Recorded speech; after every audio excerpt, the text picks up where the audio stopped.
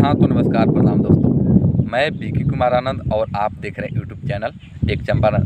तो चलिए दोस्तों, बात करते हैं खेसारी लाल यादव जी के नए गाने आशिकी के बारे में।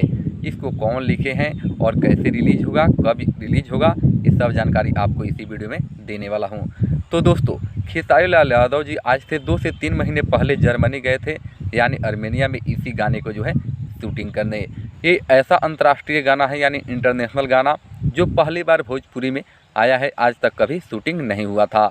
आपको बता दूं कि ये भी यानी इतिहास में पहली बार है, वो भी खेसारी लाल यादव जी के साथ। आप सभी को बता दूं कि खेसारी भाई का एक बहुत ही जबड़ा फैन है, जिसका डिस्क्रिप्शन बॉक्स में मैं लिंक दे दिया हूँ।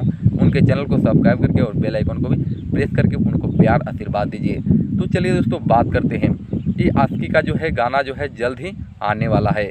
आप सभी को बता दूं कि कल ही टी सीरीज़ के कंपनी के मालिक से जो है मीटिंग हुआ है, और टी सीरीज़ से जो है बहुत बड़े बड़े गाने जो है बॉलीवुड सॉन्ग आने वाले हैं खेसारी लाल यादव जी का।